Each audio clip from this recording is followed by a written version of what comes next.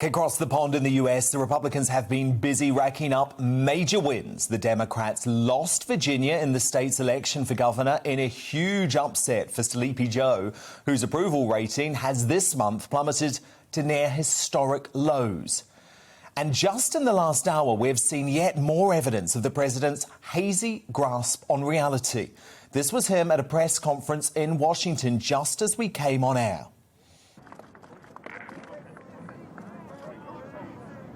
Mask.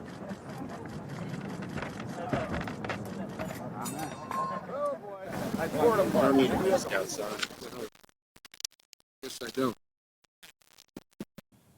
Oh, Joe, it went on. The pain went on. You're outside, mate. It's okay.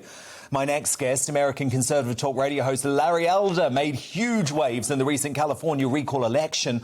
While he lost out narrowly in the Democratic state, he jolted the race, prompting Biden to denigrate him as a Trump clone.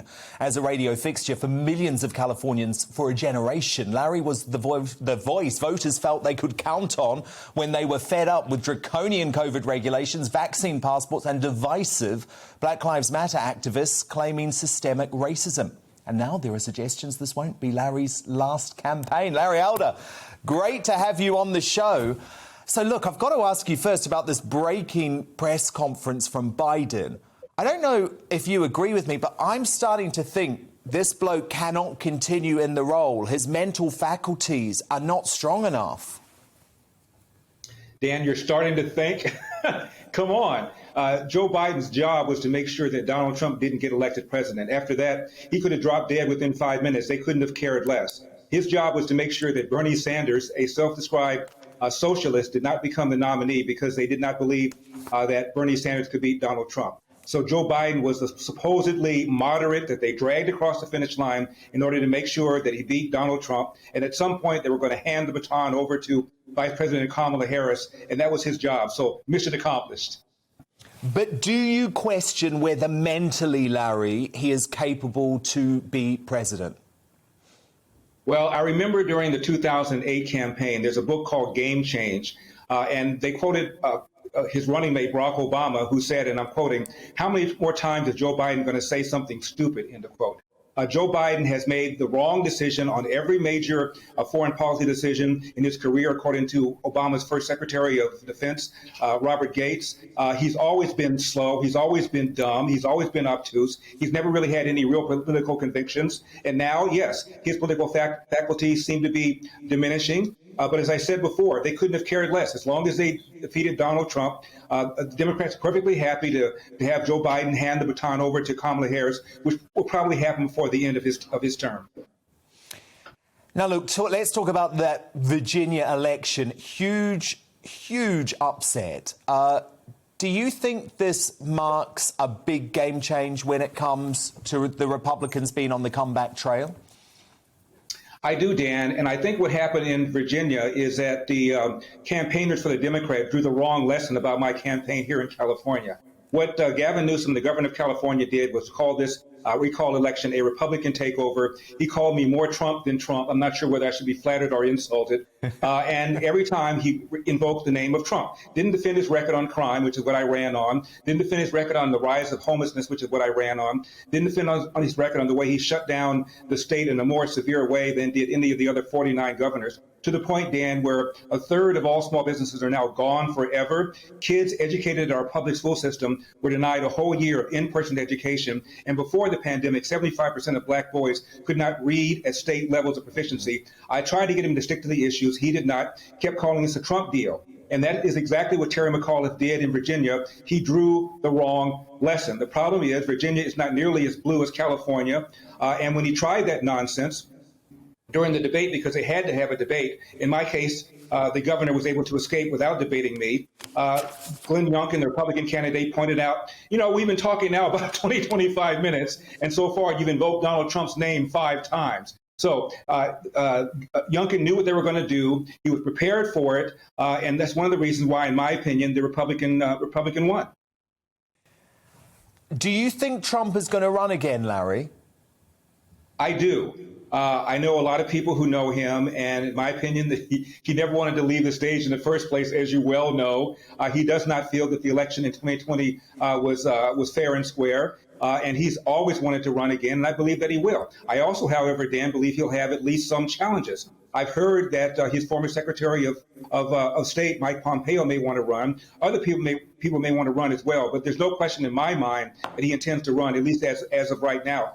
If his health holds up, I see no reason why he would not run again. If you look at the polls, the majority of Republicans want him to run again. I think it's over 75%, far more than they want anybody else to run. So he remains popular within the Republican Party. I know he remains loathed by the Democrats and much of the independents, but Trump feels that the election was snatched away from him.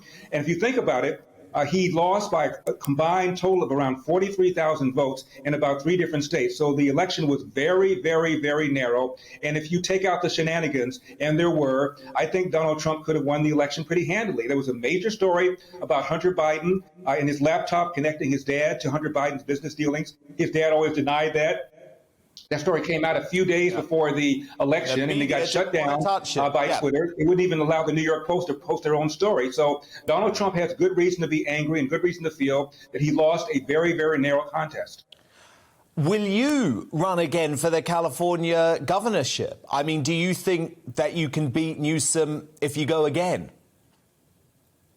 If I had more time and I had more money, I think the election would be closer. But Dan, I do not know. 75% of the registered voters in this state are registered as other than Republicans. There are about a quarter of the state is registered as independents, and the New York Times even said independents in California typically vote Democrat. So we're outnumbered almost 3-1. It is awfully difficult, and they loathe Donald Trump and the fact that I campaigned for Donald Trump, and you saw that picture of me with the two of us having our thumbs up.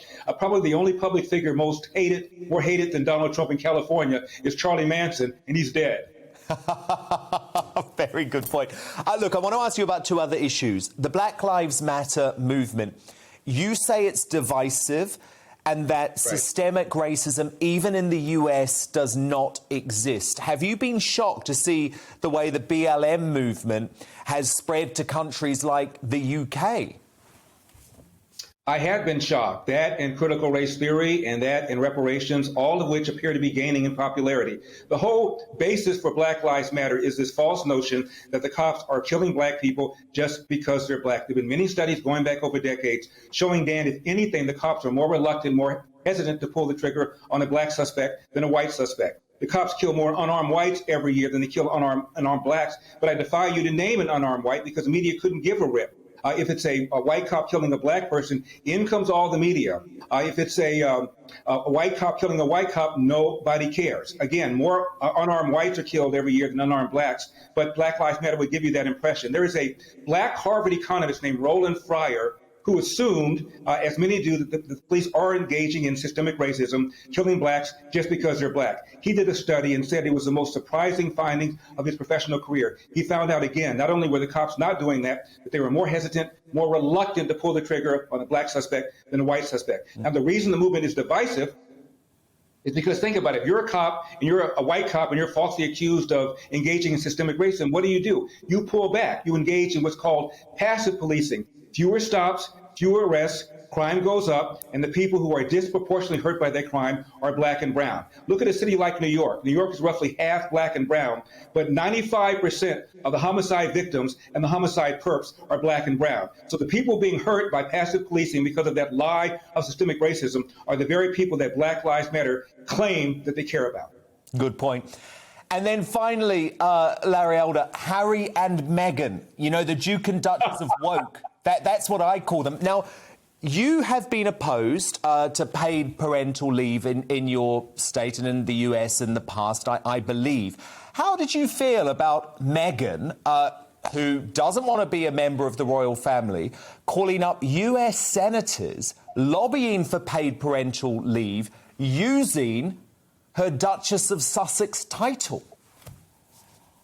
Well, it's arrogance. It's arrogance anytime somebody who could easily afford to pay for a family and child leave are telling taxpayers to pay for somebody else's family and medical leave. It is a complete and total assault on freedom, on federalism. If states want to pay for a family medical leave, let them do that. The federal government should have no business whatsoever doing that. Every now and then, some congressperson will hold up the Constitution and talk about things that are left to the states under what we call the 10th Amendment. And I would urge the Duchess to read the Constitution, particularly the 10th Amendment, and then maybe she ought to rethink whether or not she wants to get involved in something like this. Do you think she'd be a good politician? I mean, I speak to people all the time, Larry, who tell me Meghan believes she could be president one day, a Democratic president. Well, she's welcome to try it. Joe Biden is extremely unpopular right now, so maybe she might be able to slide in and get the nomination. But if she wants to run, let her run. I mean, it's a free country. I ran never having had any experience. She doesn't have any experience in politics either. So who am I to tell her she ought not run? Yeah, well, she's very good at telling lies, so I guess maybe that will make her fit in with a lot of Democratic politicians. But there you go. Welcome to the GB News YouTube channel. You can watch us live 24 hours a day, catch up on your favourite shows and join in the conversation in the comments below. Don't forget to subscribe and you'll never miss any of our exclusive content.